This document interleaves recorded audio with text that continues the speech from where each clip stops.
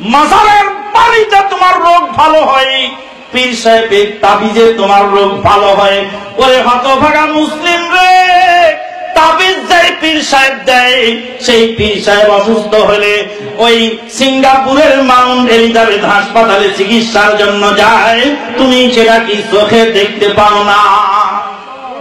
হ্যাঁ, তোমার পীর সাহেব তো তাবিজ দিয়ে রোগ ভালো করে, কিন্তু পীর সাহেব অসুস্থ হলে লন্ডনে চিকিৎসায় যায়, আমেরিকায় চিকিৎসায় যায়, তুমি দেখো না?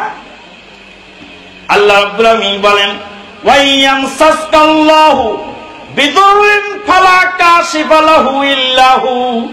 আল্লাহ রাব্বুল আলামিন যদি কারো কোনো রোগ দান করেন, তাহলে সেই রোগ থেকে মুক্ত করার ক্ষমতা পৃথিবীর কোন মানুষের নাই, একমাত্র আল্লাহ ছাড়া কেউ পারেন না।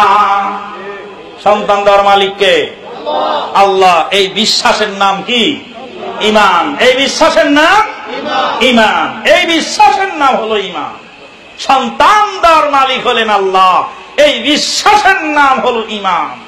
ফিলিস্তিনের মাটিতে আপনি মাসিকাত তাহারিকে দেখেছেন, ফিলিস্তিনের মাটিতে একটা অবুঝ শিশু, তাকে যখন গুলি করে তার বুক ঝাঁঝরা করা হয়েছে, মৃত্যুর কোলে ঢলে পড়ার আগে সে বলছে, আমার আল্লাহকে গিয়ে আমি সব কথা বলে দেব, আমার আল্লাহকে গিয়ে বলবো।